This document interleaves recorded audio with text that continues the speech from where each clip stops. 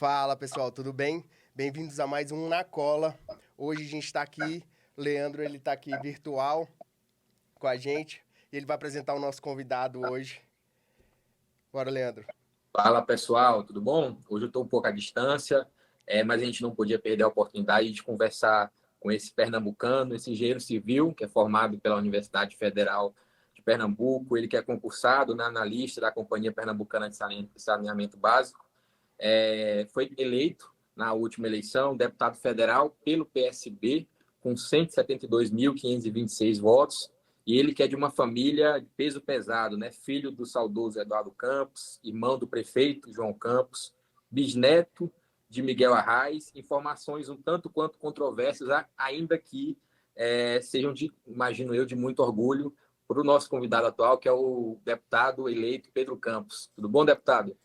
Tudo bem, uma alegria estar conversando com você, Leandro, com o Emanuel também, estar conversando sobre política, que é o que a gente gosta, e poder continuar uma história de luta pelo povo pernambucano e uma história de luta principalmente por aqueles que mais precisam no nosso estado de Pernambuco, que é a base de toda a nossa formação. É por isso que meu pai sempre militou no Partido Socialista Brasileiro, que a Arraes também construir uma grande história nesse partido, e com esse partido a gente vai estar ajudando muito também o nosso presidente Lula e o nosso povo nordestino. Deputado, então assim, o senhor já está em Brasília, né? E eu acho que eu não poderia começar a nossa entrevista hoje se não fosse falando dos últimos acontecimentos que a gente tem vivenciado e por falar também que essa é vai ser seu primeiro mandato, né? Que se inicia de fato com a sua posse dia 1º de fevereiro, que são os ataques, né, à nossa democracia, aos três poderes, que aconteceram no último dia 8 de janeiro. E o senhor vai começar a sua vida política em Brasília no meio desse turbilhão de acontecimentos. Então, assim, é o seu primeiro momento, é a sua primeira experiência, ao mesmo tempo em que o senhor vai viver um momento onde as instituições estão precisando reafirmar o tempo inteiro as suas questões democráticas, a nossa vivência democrática. E eu queria saber do senhor qual a sua expectativa, de fato, ao assumir o mandato agora no mês de fevereiro. Com certeza a nossa expectativa é de um cenário muito desafiador. Isso está se mostrando desde o do final das eleições e também passando pelo começo desse ano e esses últimos acontecimentos do domingo, onde a gente viu, né, o radicalismo e todo esse movimento que foi feito e fomentado de uma luta contra a democracia tomar o seu capítulo mais dramático, né, no domingo, no dia 8, onde a gente viu isso acontecer. E, obviamente, um cenário ali de estímulo de algumas lideranças políticas em relação a isso. Esse estímulo que aconteceu por meio da inação, em algum caso, né, de não tomar uma posição de dizer que a eleição acabou, que é hora de o presidente eleito Lula governar, e também um estímulo direto, que a gente enxergou, inclusive, por meio de parlamentares eleitos fazendo esse questionamento. E, obviamente, que vai ser um cenário desafiador e que o primeiro ponto que a gente precisa afirmar é realmente a defesa da democracia. Não dá para fazer um trabalho em um mandato legislativo sem enxergar que a democracia é fundamental. A Câmara dos Deputados é ali a representação do povo, é a instituição do ponto de vista federal onde a democracia se representa de maneira mais direta e mais clara.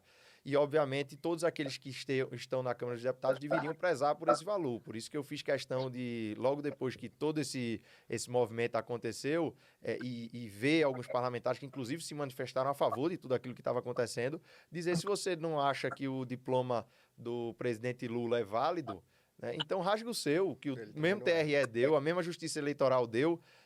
Não é justo que pau que dê em Chico não dê em Francisco também. É Então, se você não verdade. está reconhecendo a legalidade da eleição do presidente Lula, questione também a legalidade da sua eleição. No meu caso, eu sei que eu fui eleito pelo povo com 172.526 votos, que fui diplomado pelo TRE, que vou tomar posse, e sei também que o presidente Lula cumpriu esse mesmo rito e já tomou a posse dele.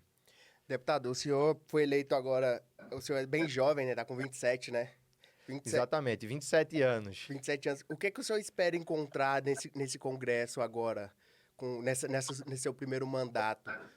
em relação a essa questão da democracia, em relação à questão de políticas públicas também, quais são os próximos passos, o que é que o Congresso deve fazer aí nesses próximos anos? É um Congresso que se elegeu, né, muito nesse cenário de polarização, né? Então, o cenário da eleição foi um cenário de polarização, de um Brasil dividido ao meio e que, do ponto de vista legislativo, essa divisão ao meio não aconteceu exatamente dessa forma, porque o voto bolsonarista e o voto do Centrão acabaram saindo mais, né, do que o próprio voto do presidente Lula.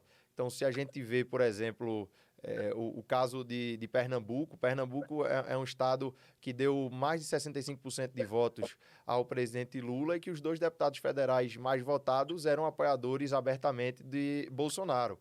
E isso aconteceu também em outros locais. A gente viu nas eleições do Senado também isso acontecer de maneira muito forte.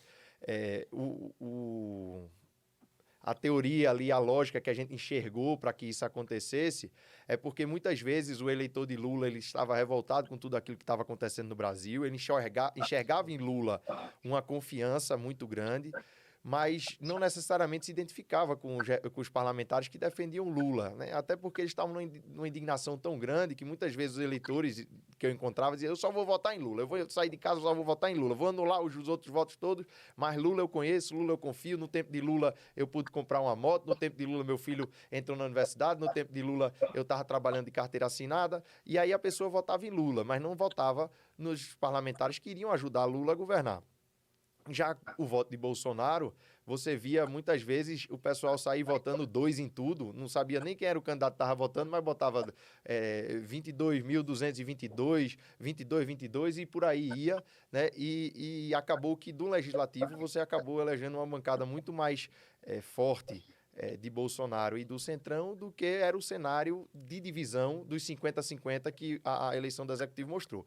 Mas, obviamente, a partir do momento que o presidente Lula ganha a eleição e com a capacidade que o presidente Lula tem de articulação política, de juntar, de alargar o seu campo político, esse jogo começa a se equilibrar as forças. E também outro equilíbrio das forças que passa a ter é quando as instituições começam a trabalhar também e ter esse convívio harmônico, quando você tem um judiciário tendo convívio harmônico com o legislativo, com o executivo, você também acaba reequilibrando esse balanço de forças e eu acredito que mesmo com esse cenário de um Brasil que elegeu um legislativo dividido e pendendo para um lado, eu acredito que a gente vai conseguir sim colocar o legislativo para tratar das pautas que sejam prioridade para o povo, que é a grande jogada de Lula aí é essa, é dizer, a gente vai fazer uma PEC da transição, o que é prioridade da transição? É R$600 do Bolsa Família, é o reajuste da merenda, é conseguir recursos para farmácia popular, para que a pessoa tenha o remédio e a gente dá o ganho real do salário mínimo. Além disso, a gente vai poder discutir lá na frente, mas hoje a nossa prioridade tem que ser a prioridade do povo e eu acho que ele vai fazer isso muito bem.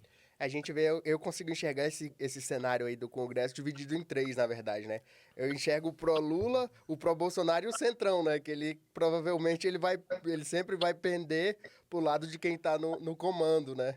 É sempre quem depende muito de uma articulação para que as coisas aconteçam.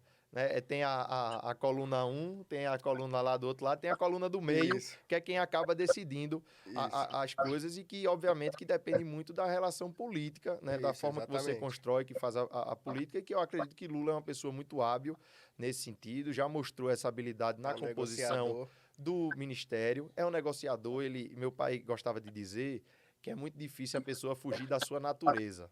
E a natureza de Lula sempre foi de sindicalista, da pessoa que senta na mesa com o patrão, senta na mesa com o empregado e que consegue encontrar ali um meio termo, um consenso, consegue chegar em acordo, às vezes tem que radicalizar mais para um lado, às vezes tem que ceder, mas que na essência dele está o diálogo, está a discussão e está o encontro de convergências. E eu acho que é isso que ele vai entregar para o Brasil também pelos próximos 4 anos e tem um time muito bom formado nessa mesma base democrática, então a gente pode citar o ministro da Justiça, Flávio Dino, uma pessoa muito habilidosa. O próprio ministro da Defesa também é uma pessoa muito aberta ao diálogo, que está com essa missão importante de estar fazendo a interlocução com as Forças Armadas, e tudo isso ajuda a compor esse governo que vai ser muito aberto ao diálogo e vai ser capaz de fazer o Brasil enxergar que estamos todos trabalhando em prol do Brasil, principalmente de quem mais precisa. Isso.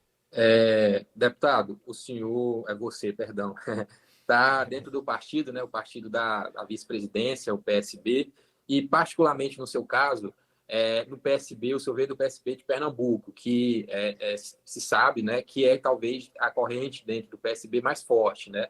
E, a gente espera, né, de você, até pela sua família, a tradição da sua família também em relação ao seu sobrenome, que você tenha uma atuação ali próxima, de fato, do governo. O que é que o senhor tem esperado desse próximo governo, assim, e qual que você acha que pode ser o seu papel enquanto parlamentar nessa ajuda, nessa interlocução? Como é que o senhor acha que o senhor pode trabalhar internamente para colaborar, de fato, com o país? O PSB vai ter um papel muito importante, assumir o papel da vice-presidência através de Geraldo Alckmin, está compondo ministérios importantes dentro do governo, como o Ministério da Justiça, o próprio Ministério do Desenvolvimento, Indústria e Comércio, com o Alckmin, e o Ministério do Portos e Aeroportos. E, obviamente, vai ter um papel importante no legislativo também, nessa bancada de sustentação do governo, essa bancada que vai estar pronta para estar fazendo os debates e as discussões e defendendo as medidas que vão ser necessárias serem adotadas. E eu tenho certeza que, nesse sentido, a gente trazendo essa bagagem do PSB, né, e do PSB de Pernambuco, que vem de uma tradição democrática de luta das esquerdas, de formação de frente ampla, muito importante. Eu acho que nesse momento do Brasil, você ter, enquanto referência, um Miguel Arraes, que foi o governador, que foi deposto pela ditadura militar, que depois voltou, né, e foi governador por mais 2 vezes, e sempre teve a capacidade de estar fazendo o diálogo e a construção, e que, mesmo enquanto esteve exilado aí por mais de 10 anos, teve na construção e na formulação de pensamento que ajudou o Brasil a estar retomando o ambiente democrático, é uma base muito importante que vai nos ajudar. E do ponto de vista prático, eu também tenho toda uma experiência que foi construída dentro do setor de saneamento. Eu sou empregado público da empresa de saneamento de Pernambuco, que é a Compesa. Eu tive a oportunidade de trabalhar lá também com a área de inovação dentro da empresa, de incentivo à inovação, e tem todo um caminho que a gente traz de militância política, de diálogo com a sociedade. Andei em mais de 110 municípios para fazer a campanha, conversei com diversos movimentos sociais, tive a oportunidade nesses municípios, em muitos deles, estar entrando dentro do Sindicato Trabalhador Rural, tá conversando com os trabalhadores assalariados, com os trabalhadores da agricultura familiar, de ter uma base muito forte e uma presença muito forte que vai nos ajudar nesse trabalho de fazer o legislativo conversar a língua do povo. A gente não está deixando o legislativo ser pautado por prioridades que não são as prioridades da população. E eu tenho certeza que isso conversa muito com o caminho que o presidente Lula vai tomar, e por isso a gente vai poder ajudar muito em pautas importantes, como, por exemplo, a gente vai estar discutindo, né, já esteve discutindo essa questão da renda mínima com a questão dos R$ 600 e mais 150 cada filho, né, com menos de 6 anos, que é muito importante, e a gente vai poder avançar mais. É uma coisa que é muito importante, que eu tenho certeza que o governo vai buscar os caminhos para fazer. Inclusive, estive conversando com alguns ministros em relação a isso, que é o fortalecimento, né, da cadeia produtiva, dessas pessoas que trabalham na agricultura familiar, que trabalham na pesca artesanal, que é preciso agregar valor, e é preciso também fortalecer o trabalho do associativismo e do cooperativismo, que foi uma pauta muito forte que a gente trouxe na nossa campanha, e que a gente vai buscar caminhos para que o governo fomente o associativismo e o cooperativismo, né, e que possa estar fazendo e dando os instrumentos para que essas associações e cooperativas agreguem valor naquele trabalho, que você avance nas agroindústrias, que você possa estar beneficiando também o setor da pesca e dessa pesca artesanal, das marisqueiras, de tudo isso que é muito importante também, e que são algumas pautas que a gente vai poder trazer. Ô, deputado, você que é engenheiro de formação, né, trabalhou como engenheiro também numa empresa pública do estado do Pernambuco. Como que você nunca cogitou a ideia de não seguir essa vocação familiar da vida pública e seguir a carreira como engenheiro, assim? Ou sempre veio isso, vou fazer engenharia para contribuir mais na vida pública? Não, a gente sempre entendeu, né, que era importante colocar o nosso trabalho, a nossa formação, a nossa capacidade a serviço das pessoas, e que tem várias formas de se fazer isso. Um ponto muito importante nesse caminho, que sempre foi valorizado dentro da nossa casa, foi a formação. Então, quanto mais você se capacita, você aprende, você pode estar tendo esses instrumentos, mais maneiras você vai poder ter de ajudar. Obviamente, entendendo que todas as pessoas ajudam da forma que podem, mas quanto mais você se capacita, tem a oportunidade de estar entrando na educação formal, você também vai abrindo o leque de opções e de oportunidades. E que uma delas, muito importante, é a política. E que a política pode ser exercida de várias formas diferentes. E a gente sempre foi militante político. Eu fiz campanha com meu irmão, rodei o estado inteiro pedindo voto para ele, para deputado federal. Depois fiz campanha para ele quando ele foi prefeito. Sempre A política vem de berço ali, né? A gente sempre militou na política, é uma forma. O serviço público também é outra forma, por isso eu sou empregado público, né, e prestei um concurso, trabalhei lá na companhia de saneamento, sabendo que estava colocando a serviço da população aquele conhecimento técnico para fomentar a inovação, para fazer com que a companhia fosse mais eficiente em diversos aspectos e melhorasse a prestação de serviço. E até também no caminho do setor privado, eu tive a oportunidade de trabalhar enquanto CLT também, carteira assinada na construção civil de uma empresa que construía Minha Casa Minha Vida. E eu sabia também que quanto mais eficiente a gente fosse naquele trabalho, o melhor a gente produzisse aquela e construísse aquela casa, também a gente estava entregando valor para a sociedade e também eu estava colocando aquela formação, aquela oportunidade que eu tive, que muitas outras pessoas não tiveram, a serviço da sociedade. Então, sempre foi essa visão da formação como uma maneira de estar contribuindo com a sociedade, que pode ser pelo privado, pode ser pelo terceiro setor, pode ser pela política, pode ser pelo público, sem ser diretamente na política. E, obviamente, que dentro dessa militância, que sempre passou pelo Partido Socialista Brasileiro, sempre passou pelo PSB, surgiu dentro dessa conjuntura que existia no estado de Pernambuco, não diria nem a oportunidade, mas eu diria praticamente a convocação, né, porque diante do momento que a gente vivia do cenário brasileiro, quem pudesse colocar a sua voz à disposição da defesa da democracia, da candidatura do presidente Lula, né, e de todos esses valores, deveria colocar. Se dava para colocar como candidato a deputado federal, saísse candidato a deputado federal. Né? Se fosse senador, governador, se fosse para levantar a bandeira e balançar no meio da rua, o que você pudesse fazer, você deveria fazer. Como eu conversei outro dia com um rapaz que é Uber e que hoje tem um TikTok, né, e estava conversando comigo, ele disse... eu comecei brincando no meu grupo de Zap dos amigos, depois eu vi que meus vídeos eram bons e eu resolvi abrir um TikTok só para ajudar Lula. Ele botou lá, Rodrigo Lulista, o TikTok dele. E ele contribuiu, fez a militância política dele por meio de um TikTok, né? E a gente resolveu fazer a nossa militância política naquele momento por meio de uma candidatura a deputado federal que iria ajudar naquele momento e que vai ajudar muito, não tenho dúvida, o Brasil, né? E o governo Lula dá certo, porque dando certo, dá certo para o povo brasileiro. E por isso que a gente optou, naquele momento, por seguir o caminho de ser candidato a deputado federal, mas entendendo que isso é uma parte de como você pode contribuir para a sociedade e isso é só um dos caminhos que você pode estar dentro da vida pública. Show. O senhor citou agora em relação às campanhas que já participou, né? O ambiente de campanha política não é novidade para você, né? Já deve crescer. Vem de berço, né? Cresceu com isso e tudo mais.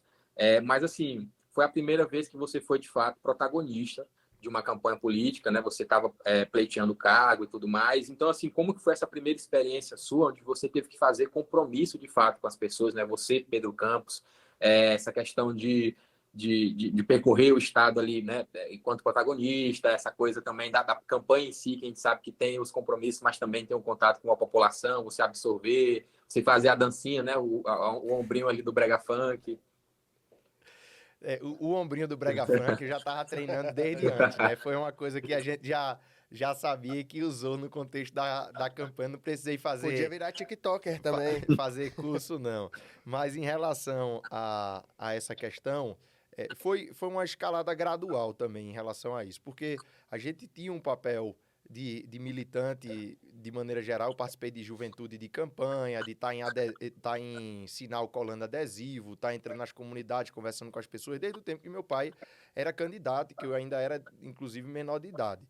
Quando meu pai morreu, em 2014, diante daquela situação toda que existia de uma campanha eleitoral para presidente e também de uma eleição de governador, que era a sucessão de um candidato que, à época, não era tão conhecido pela população, era um quadro técnico que meu pai tinha colocado junto com o partido à disposição do povo como candidato a governador, surgiu a necessidade da gente rodar o estado de Pernambuco falando também e apresentando e defendendo e dizendo que o que Eduardo lutava seria continuado por meio daquele caminho e que meu irmão fez isso e eu também fiz, de estar subindo em palanque, estar fazendo discurso, estar conversando com as pessoas. Então, já existia ali um tipo de atuação dentro da campanha que não era ainda protagonista, mas já era coadjuvante, né, por assim dizer. E depois, nas campanhas do meu irmão, eu ajudei junto à formulação das propostas que ele trouxe, né, enquanto deputado federal. Algumas delas a gente ajudou a compilar, conversar com especialistas, estar fazendo conversa com ele e resumir o que a gente chamou de nossas lutas. E depois eu caí em campo também para estar rodando, conversando com as pessoas. A mesma coisa a gente teve a oportunidade de fazer também na eleição dele como prefeito e também de outros prefeitos naquela mesma eleição, de estar rodando o estado e pedindo voto para alguns outros prefeitos no estado de Pernambuco.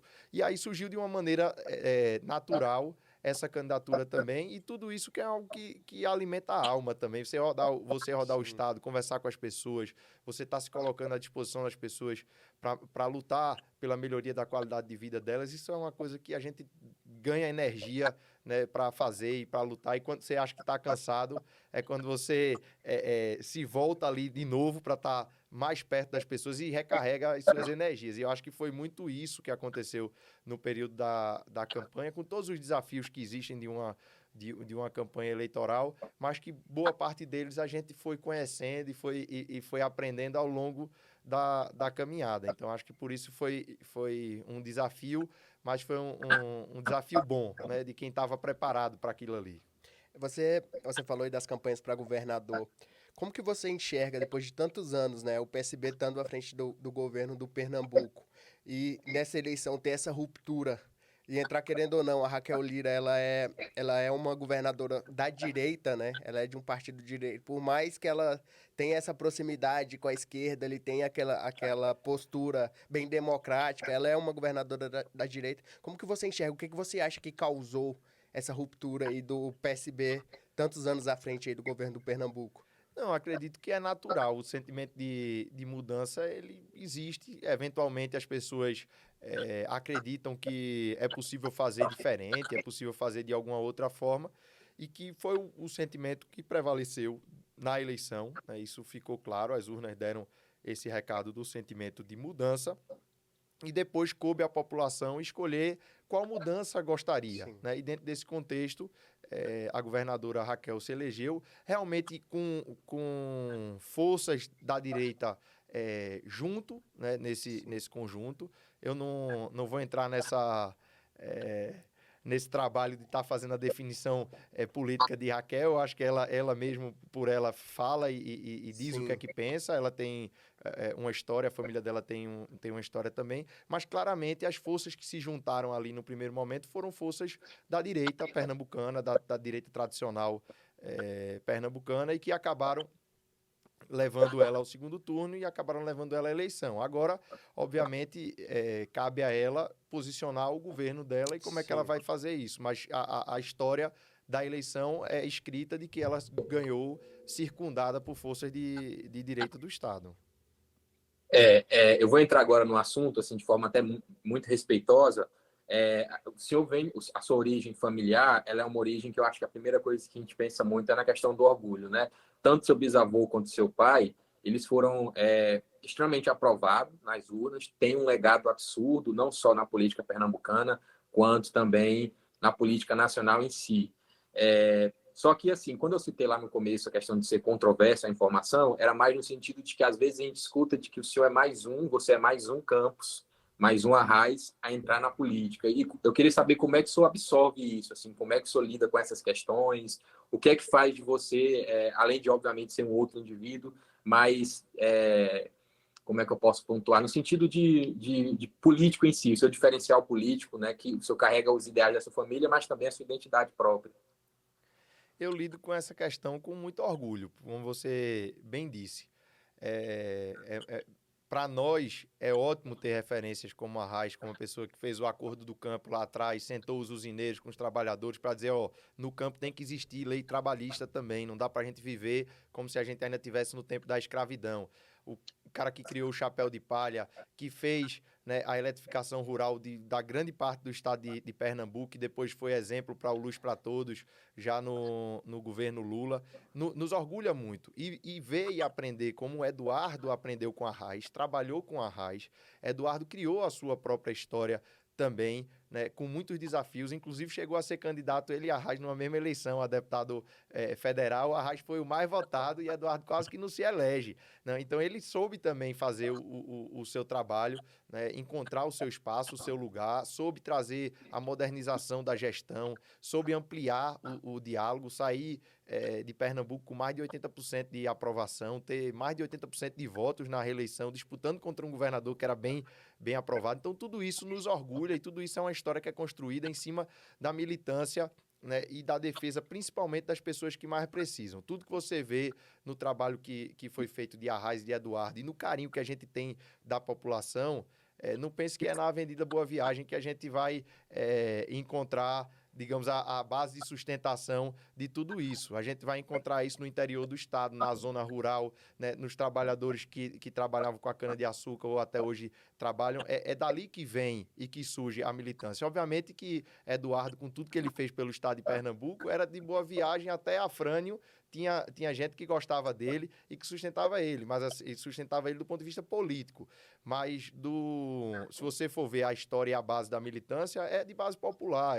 Foi o caminho que a Arraes trilhou, é o caminho que Eduardo trilhou, é o caminho que a gente trilha. Obviamente sabendo que a gente está vivendo novos tempos são novos desafios, né? E novos desafios também trazem novas oportunidades. E a gente vai estar sabendo colocar tudo aquilo que a gente aprendeu com eles e podendo também criar os nossos caminhos a partir das formações que a gente tem, a partir da vivência que a gente tem hoje e construir isso. Então, acho que isso é muito claro. Isso foi o que Eduardo fez em relação ao legado que ele tinha de Arraes. Isso é o que João está fazendo na Prefeitura do Recife. E em relação a essa questão de estar entrando nessa discussão do mais um, eu acho que eu não podia me omitir diante daquele cenário. Eu fui o deputado de esquerda, o deputado progressista mais votado do estado de Pernambuco, né? Então, eu acho que não era justo com a população que, tendo essa oportunidade, né, de fazer isso, eu tivesse fugido e não tivesse sido candidato.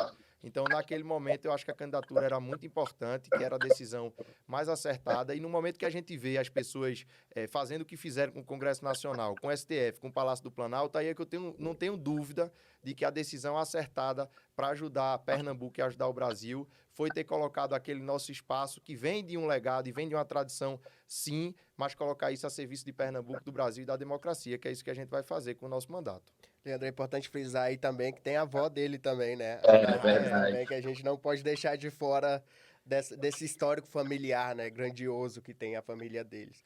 E falando... ela inclusive, ela foi deputada federal, né, por Ministra 2 mandatos, TCU. chegou a ser a mais votada, depois foi ministra do TCU, se aposentou agora recentemente, fazendo um grande trabalho também no TCU. E quando meu pai estava candidato a presidente da República, aquela grande entrevista que ele deu no Jornal Nacional, ele foi perguntado em relação a isso e ela disse não, ela, pela competência dela, né, pela decisão dos deputados federais, ela foi escolhida e tal. E Bonner insistiu na pergunta, você não acha que isso não sei o quê, que não é... Aí ele vira para Bonner e disse não. E aí Bonner ficou sem resposta e realmente, por tudo que ela fez, por toda a competência dela, ela mereceu ter toda essa trajetória política que teve e contribuiu muito para o Brasil também. E falando nessa questão da família também, levando um pouco, eu não sei se é um ponto mais polêmico, a questão da Marília. Como que você vê se isso impactou também nessa questão do PSB perder o governo do Estado? Como que é essa divisão familiar, assim, politicamente, né? Não, eu acredito Você acha que divide esse legado ou o legado... cada pessoa tem a sua trajetória. É lógico que as referências, ela não pertence a ninguém, né? Pertence ao povo de Pernambuco, à história de Pernambuco, à história do Brasil, né? Independente disso. Então, a pessoa que quiser fazer a política e se inspirar em Arraes, e se inspirar em Eduardo, será sempre bem-vindo, ótimo. Cada um aprende da sua forma, cada um interpreta da sua forma, cada um segue o seu caminho. E eu acredito que ela construiu o caminho dela também, que por vezes foi um caminho que esteve na oposição daquilo que a gente entendia, que a gente defendia como legado, mas que dentro do exercício democrático a coisa funciona desse jeito e que ela construiu o caminho dela também. Você acha que nos próximos anos aí agora, com o Lula no poder, querendo ou não, com esse alinhamento, né, das esquerdas, você acha que tem uma chance de nos próximos anos, nas próximas campanhas, vocês se juntarem de novo aí? Isso é uma questão que, inclusive, a gente viu no segundo turno da eleição. A gente não está vivendo um momento simples da história do Brasil. O PSB entendeu isso há muito tempo. O PSB escolheu abrir um diálogo com Alckmin, vir para o PSB, colocar Alckmin como vice de Lula. O PSB escolheu, na maior parte dos estados, ter um palanque unido com o palanque do PT, inclusive em Pernambuco, fez essa decisão, que passou, por exemplo, por uma renúncia de candidatura do senador Humberto Costa, que era um candidato muito viável nas pesquisas e que disse que não era o momento agora, que era um momento de união em relação a isso, e a gente viu isso também no segundo turno das eleições. No segundo turno das eleições, Marília pedia voto para Lula desde o primeiro turno, né? E Raquel decidiu não pedir voto para ninguém. E aí, obviamente, né, vivendo o cenário que a gente viveu dessa eleição de segundo turno, do aperto que foi e do aperto que a gente esperava e sabia. Em nenhum momento a gente pensou que seria uma eleição fácil. A gente sempre acreditou que Lula iria ganhar, mas que não era uma eleição fácil. A gente, obviamente, que não ia colocar nenhum tipo de discordância de ordem menor ou qualquer dificuldade que não esteja no campo da política como empecilho para dizer, aqui tem uma candidata que está defendendo a candidatura de Lula e a gente vai subir no palanque dela. Meu irmão foi lá para a carreata, Lula ficou no meio, tiraram aquela foto que ficou famosa, rodou aí nas redes sociais todas e que é o símbolo do que a gente precisa fazer no Brasil agora. Agora é hora de ampliar, né, de unir todos aqueles que tenham esses valores mínimos comuns de defesa da democracia, de defesa das pessoas, da dignidade, dos direitos humanos, e a gente poder, a partir disso, a gente vencer essa quadra difícil da história do Brasil e depois, mais para frente, aí a gente pode voltar a discutir entre a gente também, a dizer, eu acho que tem que ser mais para cá, eu acho que tem que ser mais para lá, eu acho que isso aqui é aqui, mas essas discussões de ordem menores não estão na pauta do dia. A gente não pode botar isso na pauta do dia com o pessoal entrando dentro do STF fazendo o que fez, entrando dentro do Congresso fazendo o que fez e entrando no Planalto fazendo o que fez. Não é hora de estar discutindo questões de ordem menor. Não pode deixar de esclarecer que o PSB foi o maior símbolo da frente ampla, né, do Brasil com a vinda do Alckmin, né? Um quadro tradicionalíssimo da direita, vir para um partido de esquerda, um partido que tem uma expressão muito grande dentro da esquerda, junto com o PT e com o PCdoB. Então, conseguir trazer um quadro desse aí para ser o nome o vice do Lula, né? Com certeza. Foi o primeiro grande símbolo ali, um recado muito forte que Lula deu. Eu acho que a vinda de Alckmin para ser o vice se compara à Carta aos Brasileiros de Lula lá em 2002. Então, o mesmo peso, o mesmo tamanho do recado que ele deu à população foi aquele recado, à população, à classe política, a todas as pessoas. E que foi fundamental para que a gente conseguisse a vitória eleitoral, né, que foi uma vitória por uma margem apertada e que foi uma vitória também eleitoral e política pela forma que se construiu, e tenho certeza que agora é hora de mostrar que valeu a pena, né, tudo isso, que essa vitória eleitoral e política vai ser ampliada e que vai conseguir transformar tudo isso em melhoria da qualidade de vida do povo brasileiro, principalmente daqueles que mais precisam, que é exatamente as pessoas que escolheram depositar o seu voto e a sua esperança em Lula. O Alckmin, surgiram até muitos memes, né, dizendo que ele estava mais feliz na esquerda, aqueles memes que vieram com as carreatas, né? Agora a gente vai falar um pouquinho... Eu tô até atrás de umas meias daquela, ele usa umas meias estilosas. Eu, por enquanto, eu tô só na meia preta, azul, mas eu tô achando que já eu vou entrar nesse caminho aí de estar usando umas meias mais estilosas também. A vinda do Alckmin foi meio que uma postura que o PSB já adotava em São Paulo, né? Quando o França foi vice do Alckmin lá em São Paulo. Então, meio que trouxe isso para o cenário, e acredito que o França tenha tido um papel importantíssimo, né, nessa vinda do Alckmin aí, porque, Com querendo ou não, ele certeza. foi o vice, eram amigos, são amigos, né, desde a época de São Paulo. Então, o PSB ampliou para o nacional a postura que o PSB já tinha lá em São Paulo de frente ampla, né? Com certeza. E não tenho dúvida que Márcio foi fundamental nesse processo, toda a relação de confiança que ele criou, de parceria política que ele criou, foi muito importante. Tem até um capítulo, eu vou aproveitar para contar essa história, eu não sei se todo mundo conhece, mas tem até um capítulo muito interessante dessa questão, que eram os comitês Edu Alckmin, que existiam em São Paulo. Na época, a Alckmin tinha o candidato dele, que era o Aécio, no tempo, que eram do mesmo partido, mas através de uma articulação que passou também por Márcio França, existiam comitês lá em São Paulo, onde era distribuído material de Eduardo com Legal. Alckmin. E isso foi, eu diria que já foi uma semente ali que foi plantada Já. para virar Lula Alckmin, né? Foi a E época tudo que o isso Alckmin começou a acontecer. ser feliz, né? Foi ele. Ele foi pegando gosto.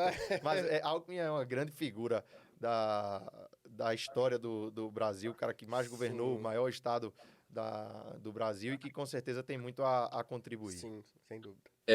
Deputado, eu ia fazer uma outra pergunta aqui, mas o senhor foi num ponto em relação às meias, e eu senti, né, de fazer essa pergunta em relação à sua idade. O senhor tem 27 anos, você tem 27 anos, vai assumir esse primeiro mandato. Você sente, de alguma forma, que o fato de você ser um jovem ainda, né, adulto, mais jovem, pesa um pouco na questão do olhar que as pessoas têm por você? E você sente que internamente isso pode ser alguma barreira no sentido de respeito? Ou você acredita que não? Que isso não vai lhe impedir, por exemplo, sentar na mesa e debater política com um cara de 40, 50 anos? Existe uma desconfiança muito grande, ainda existe uma desconfiança muito grande com a juventude de maneira geral. Então, a juventude é sempre questionada em relação às decisões que toma, a se deve ou não ter protagonismo nas decisões da sociedade de maneira geral, mas a juventude sempre encontrou um caminho de dizer, independente da desconfiança, eu vou me afirmar, eu vou lá, eu vou mostrar minha cara, e meu pai gostava de dizer que nada de relevante na história do Brasil foi feito sem a participação efetiva da juventude, principalmente dessa história recente do Brasil. Então, todo o processo de redemocratização, das diretas já, das caras pintadas, tudo isso foi feito com a participação muito grande da juventude. Então, a gente acredita que, apesar da desconfiança que ainda existe, a juventude precisa, sim, estar participando, estar se afirmando. E eu, enquanto jovem, também cumpro esse papel. E, obviamente, que essa desconfiança ela vai sendo desfeita, vai sendo desmanchada a partir do momento que você mostra densidade, capacidade de diálogo, capacidade e humildade para poder estar aprendendo com os outros também, de você estar mostrando essa sua formação que você teve, tanto do ponto de vista político como de vivência mesmo, e que a partir desse momento você começa a obter o respeito até daqueles que porventura não respeitaram no primeiro momento. E eu acho que é isso o desafio que a gente tem que ter, e que a juventude sempre encarou esse desafio com muita ousadia, com muita vontade, com muita coragem. É esse espírito que a gente quer fazer também e quer levar para a nossa atuação. E o Brasil tem um histórico muito grande de deputados jovens, né? A gente teve a Manuela Dávila, a gente teve a Tabata, que foram deputadas que eram jovens, se não me engano, a Manuela foi a mais jovem na eleição dela, né? E que escreveram uma história muito grande ali, né? Ela foi eleita, se eu não me engano, pelo Congresso em Foco, a melhor parlamentar. Então a gente sabe que ele tem, por mais que exista esse preconceito, a gente vê que os deputados jovens, eles têm escrito apesar dos bolsonaristas que entraram aí, no geral, eles têm escrito uma boa história no Congresso. E tem uma presença, né, que ainda é uma presença subrepresentada, em termos da percentual da população que é Sim. jovem, e o percentual que você tem de parlamentares jovens, mas é uma presença que já teve grandes capítulos, né, grandes representações, grandes figuras, que também, inclusive, puderam ser bons deputados jovens, de meia idade, e também já idosos, né, e que souberam aproveitar cada fase e cada momento desse. Então, a gente tem deputados, eu vou citar aqui, por exemplo, o nosso senador Lindenberg, Né? Lindenberg Sim. foi lá dos Caras Pintadas, e teve presente na política de jovem e até agora um jovem com um pouco mais de idade também, e sabendo que cada momento, cada fase ali tem tem os seus desafios, né, que você tem que estar enfrentando e tem as suas oportunidades também. Manel, eu tenho aqui só mais 2 perguntas, viu? A primeira que eu vou fazer é em relação a essa legislatura que vai começar. Você vai ter pares, pelo menos no começo, que abertamente se colocaram contrário ao resultado eleitoral, que questionaram as urnas, deputados, inclusive, que foram eleitos com 1,5 milhão de votos e que acredita que, mesmo sendo eleito, aquela mesma urna, por algum motivo que foge à explicação humana, ela, né, falhou em relação ao presidente.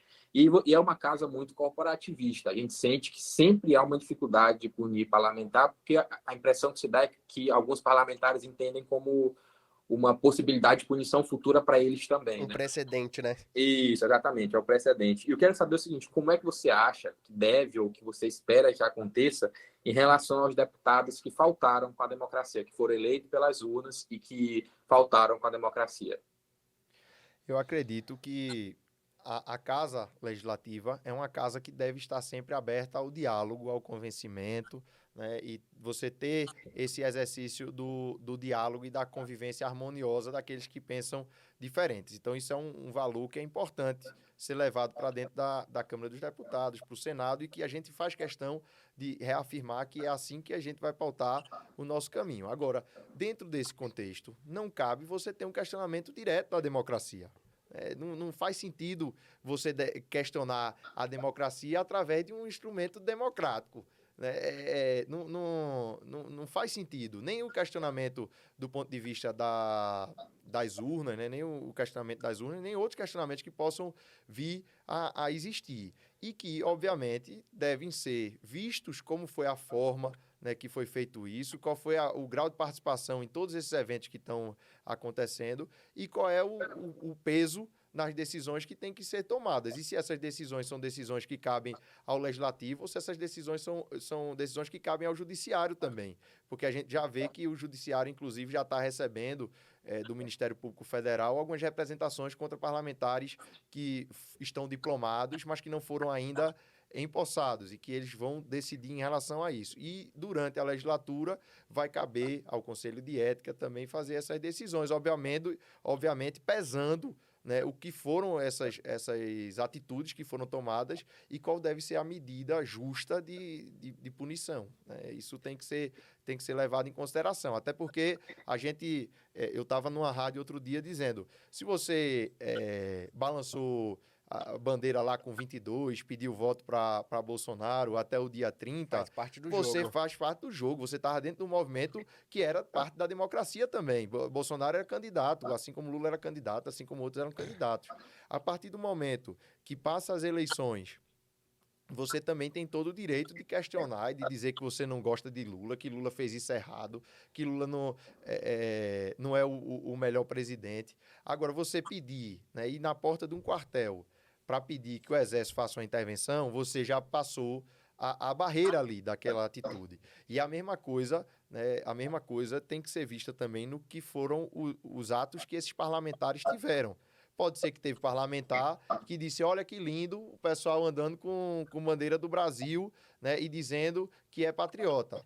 Agora, se o parlamentar disse, olha que lindo, a pessoa quebrando as cadeiras do STF, quebrando a cadeira do Congresso e dizendo que tomou o país, que agora deu um golpe, que vamos tomar o poder, daqui a gente não vai sair mais, aí não é uma atitude que condiz com a prática democrática e a pessoa deve ser julgada de acordo com isso. Então, ter esse cuidado, né, de ver quais foram os atos que foram cometidos e a punição tem que ser à altura dos atos. Inclusive, ir um pouquinho antes dos atos, né? Pra ver qual que foi a postura, se aquele cara estava ciente do que iria acontecer, se estava dentro do planejamento deles e ele convocou para isso, entendeu? E aí também tem que ser punido. E eu acho que tem que fazer uma pergunta antes da punição pro cara, ó, você concorda com a eleição? Não. Então entrega seu mandato, meu amigo. Porque você foi eleito na eleição também. Essa pergunta eu já estou fazendo. Inclusive, eu estive no ato que foi feito também na segunda-feira, em defesa da democracia, um grande ato que saiu lá do Derby, foi para lá para o Monumento Tortura Nunca Mais, que é um lugar simbólico também dentro da cidade. E fiz questão de subir no palanque, subir no trio lá e dizer isso. Se você não acredita na urna que elegeu o presidente Lula, você não acredita na urna que elegeu você. Então vá lá e dê o exemplo, rasgue o seu diploma, diga que ele não vale nada, porque não é possível que só não vale o do presidente Lula. Né? E outro recado também muito claro que a gente deu, né, e que isso é importante, e todos que fazem parte, né, dos poderes constituídos e de toda a representação da democracia precisam reafirmar também, é que as pessoas podem ter entrado ali na estrutura física do Congresso, mas elas não vão impedir que o Congresso seja a casa do povo brasileiro. As pessoas podem ter quebrado lá a vidraça do Palácio do Planalto, mas de onde estiver, Lula vai governar os 4 anos como foi eleito pelo povo. A Reis fez questão, no discurso que ele dá, né, um discurso muito bom, que ele fez assim que ele estava sendo deposto, né, com o exército já cercando o Palácio do Campo das Princesas, ele se entregando para ser preso, porque não aceitou em renunciar ao mandato, nem de atuar junto com aqueles que estavam dando o golpe militar. Ele disse: eu tenho um mandato que foi concedido pelo povo e apenas o povo tem o poder de tirá-lo. Então esse mandato me acompanhará aonde eu for, e enquanto eu estiver vivo, esse mandato me acompanhará. E eu acho que é essa resposta que a gente tem que dar também. Não adianta você querer atacar as instituições, que o que foi dado pelo povo, só o povo, democraticamente e dentro das regras da Constituição, pode tirar. E foi uma resposta que está sendo dada, né? O STF deixou bem claro isso, né? Na presença do Alexandre de Moraes, quando falou: a gente, independente da estrutura física, que independente do plenário destruído, a gente está aqui, ó, cada um no seu escritório, no seu home office, votando, entendeu? Pra gente colocar um ponto final nessa história. E a pandemia devia ter dado essa lição também, né? O Congresso Nacional funcionou, acredito que por mais de um ano, inclusive agora nessa votação foi votação online também, sem a estrutura e a presença física. Então, Exatamente. Aquilo ali, por mais simbólico que possa ser, não tem nenhum efeito do ponto de vista prático da coisa. E você via gente ali em cima do palácio, sentado na cadeira de um ministro, do presidente do Senado, achando que você sentar na cadeira ou usar uma toga lhe dá alguma legitimidade. Isso não existe, né? É um grau de descolamento da realidade, né? Dessa realidade que é intersubjetiva, mas não deixa de ser uma realidade muito grande, de você achar que aquele espaço físico, né, é a representação do poder. Não é, né? Aquilo ali é um símbolo, né? Mas enquanto você conseguir ter a população respeitando os ministros do STF, os 513 deputados, os senadores, você continua com o funcionamento pleno das instituições, e eu acho que isso, inclusive, ajudou a fortalecer a democracia, quando você viu saindo também de maneira simbólica do Palácio do Planalto, né, todos os ministros, os governadores, né, e também os presidentes do Senado e da Câmara ao lado do nosso presidente. Isso foi uma volta por cima muito grande da democracia, um fortalecimento muito grande da democracia. A gente viu, né? Todos os governadores vieram, o simbolismo disso é muito grande, né? Você reunir todos os caras aqui depois do que aconteceu, entendeu? Até os que eram oposição, os que fizeram campanha contra, estavam todos aqui e saíram de mãos dadas, literalmente, da Praça dos Três Poderes. É muito simbólico, né? Eles conseguiram dar o recado e continuam dando, né? Os poderes estão dando o recado que tem que ser dado. Com certeza. Manel, tem quanto tempo de gravação já? 47. Certo. Eu vou fazer essa última pergunta para o Pedro, da minha parte, pontuando o seguinte: eu acho que o Brasil ele acordou de um jeito dia 8 de janeiro e foi dormir de outro jeito. Eu acho que o que a gente viu foi a materialização do que já se suspeitava, do que já se falava, do que já era visto nas redes em relação ao parasitismo, de fato, que as instituições públicas virou a realidade delas nos últimos 4 anos. A gente viu que é como se fosse um vírus, de fato, que percorreu não só o legislativo, mas o poder executivo, o poder judiciário. Não por isso os 3 foram atacados ao mesmo tempo. E eu acredito que o que está acontecendo hoje no país é como se fosse uma limpeza geral, de fato. Assim, a gente viu o poder legislativo hoje debatendo sobre essas pessoas que têm mandato, que citaram esse golpe. A gente tem visto uma corrida contra o tempo aí das instituições em relação ao Distrito Federal, mas também as polícias referentes ao governo federal que estão tentando achar o que aconteceu, quem não atuou, quem se omitiu. E a gente também viu ontem a Rosa Weber falar, não me lembro necessariamente se ela falou, se foi uma notícia de bastidor, mas que o CNJ está atuando para também procurar quem são as pessoas do judiciário que têm facilitado, quais juízes têm dado decisões pró o golpismo. E eu trabalhei nesse contexto assim, para mostrar a gravidade, para a gente falar de uma personalidade específica, que é o ministro Alexandre de Moraes, né, o Xandão, que o pessoal tem chamado nas redes sociais. Eu queria saber do deputado o seguinte: a sensação que eu tenho é de que não há uma autoridade que tem se posto tão de frente contra isso que tem acontecido há tanto tempo quanto o Alexandre de Moraes. Parece que há sempre uma postura dos políticos brasileiros de apaziguar para tentar resolver, e a gente viu que essa necessidade de apaziguar não resolveu. O golpe, os ataques, eles aconteceram de fato. Qual que você acha que vai ser o caminho? Como é que você enxerga a atuação do Alexandre de Moraes até aqui? Enfim, num geralzão, assim, porque ele, querendo ou não, ele sempre foi uma pessoa que foi vista de alguma forma com um receio assim, de todos os lados, né? Se ele estaria passando dos limites ou não, se ele estaria atuando de forma correta ou se estaria sendo arbitrário. Eu acredito que a firmeza é um elemento nessa reconstrução do país. Ela é necessária sim, né? E obviamente que tendo a medida correta. Eu acredito que a atuação do Supremo, né, você não tem todas as decisões ali, não são de Alexandre de Moraes. Né? Muitas das decisões de Alexandre de Moraes também são revisadas e revistas pelos seus pares, e muitas delas continuam sendo mantidas após a análise dentro de uma turma ou dentro do pleno.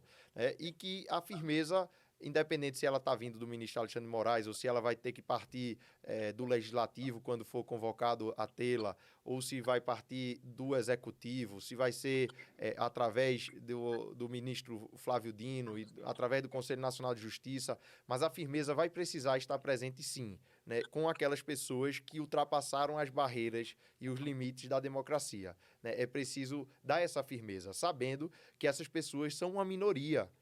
O cara que votou em Bolsonaro não é o mesmo cara que invadiu o Congresso Nacional. Né? Então, para essas pessoas que passaram de todas as barreiras e de todos os limites, é preciso firmeza. Para os demais, é preciso diálogo, é preciso convencimento, é preciso buscar os caminhos também de união. Né? O próprio slogan do governo Lula diz, união e reconstrução. E você faz essa união por meio do diálogo, sabendo que você não vai convencer todo mundo, mas você pode convencer grande parte. Lula saiu com mais de 80% de aprovação. O exemplo que eu dei do meu pai também teve mais de 90% de aprovação no Brasil, que eram praticamente as mesmas pessoas que vivem hoje nesse Brasil. Então, da mesma forma que se contaminou esse sentimento de ódio, de disputa, de uma série de coisas, a gente também pode espalhar, né, esse sentimento da união, esse caminho também de mais diálogo, de mais aproximação, fazendo que, de maneira importante para que isso aconteça, sabendo quem foi que ultrapassou todos os limites. Esses aqui têm que ser tratados com a firmeza da lei. Né? E os outros que fazem parte do jogo democrático, de que um pensa de um jeito, o outro pensa do outro, a gente tem que ter as pontes e o diálogo para conseguir reconstruir o Brasil. Acho que essa é a receita, é esse o caminho que a gente tem que dar e que, obviamente, a firmeza faz parte desse caminho, não com tudo. Não a gente não está achando que tem que punir quem votou em Bolsonaro. Não, de jeito nenhum. Né? Você estava no seu direito de ir lá, de votar nele, de fazer campanha. Você está no seu direito, como o próprio Lula disse. Se você quiser criticar o meu governo, critique. Você vai me ajudar a melhorar. Isso tudo está dentro do jogo democrático. Agora, aqueles que ultrapassaram todos os limites, todas as barreiras do jogo democrático, aí tem que ter a punição e a firmeza da lei, para que a gente possa, com os outros, construir uma democracia e o Brasil que a gente quer. Deputado, você falou de firmeza aí. Você acha que faltou firmeza do ministro da Defesa nessa postura? Eu não digo nem com os militares. É um pouco polêmica que a gente está acompanhando a discussão aí interna. Mas você acha que faltou um pouco de firmeza do ministro da Defesa com os manifestantes nos QGs? Ou... Eu vou responder com a mesma resposta que eu dei antes. A firmeza é parte da solução. Também não dá para pensar que você vai unir o Brasil, né, simplesmente que você vai unir o Brasil com um porrete na mão. Não vai. Né? Não é assim. o caminho. Você tem que ter a firmeza como parte da solução e direcionada para aquelas pessoas que, por seus atos, né, fizeram valer aquela punição e aquela firmeza dentro da justiça e dos limites da justiça, mas o diálogo, né, a construção são importantes também. E eu acho que nesse caminho, né, o ministro Zé Múcio cumpre um papel fundamental no governo de Lula. Eu acredito que uma pessoa que teve a capacidade, né, de dialogar com o ex-presidente de maneira institucional, quando esteve como ministro e como presidente do Tribunal de Contas, e que tem a capacidade, já teve a capacidade de dialogar com o presidente Lula, de ser ministro de Lula, de ser indicado ao TCU pelo próprio Lula, é uma pessoa que tem uma habilidade política muito grande, e que essa habilidade política é importante também e é parte também da solução. Deputado, finalizando aqui, nós somos 3 nordestinos aqui, né? Um pernambucano, um baiano e um maranhense.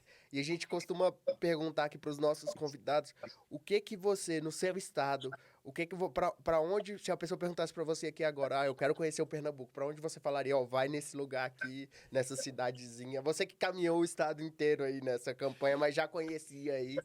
Eu vou fazer o seguinte, para eu não me comprometer, porque eu tive voto em todos os municípios do estado de Pernambuco, e todos os municípios do estado de Pernambuco têm suas belezas, têm os seus encantos, têm a sua gastronomia, têm a sua cultura, e se puder, vá a todos, né? Eu fui a grande maioria e conheço praticamente todos os municípios do estado de Pernambuco, mas para não entrar em uma saia justa, eu vou dizer o seguinte, vá para o arquipélago de Fernando de Noronha, que é um distrito estadual que tem as praias mais bonitas do mundo, que tem muitas oportunidades e que é lindo e maravilhoso. E aí, para não entrar em briga com os 184 municípios, vamos sair por Noronha, que é também um grande destino, uma grande oportunidade.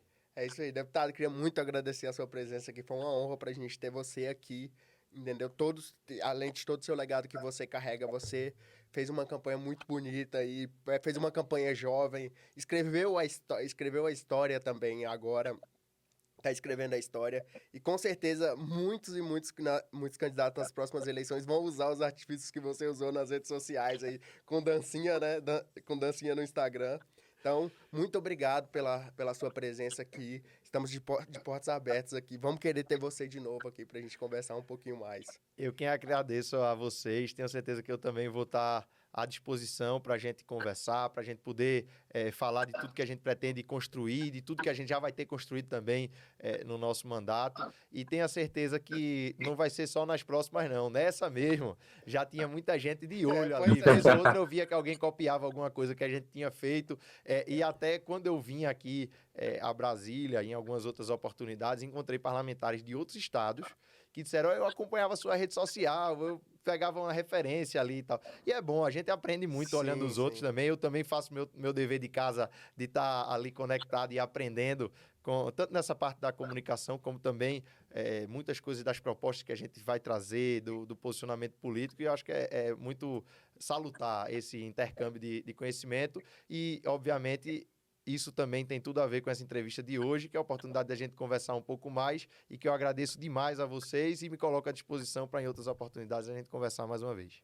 Eu sempre agradeço aos meus amigos, colegas de trabalho, assessores, né, de comunicação. Então, um abraço para o Paulo, que tem uma receptividade absurda, um cara extremamente competente ali, que compra a ideia. E também confesso aqui que, como profissional da área, eu dei uma olhada em alguns momentos aí no Instagram do senhor para ver como é que estava fazendo, tá bom? Um abração, deputado. Boa início de mandato. Muito obrigado, um abraço para o Paulinho também, um abraço para todos que fazem o Bora Conversar Política também. Pessoal, esse foi mais um Na Cola. Muito obrigado. Não esqueçam de deixar seu like, de compartilhar, de mandar para os seus amigos. Um grande abraço e até a próxima.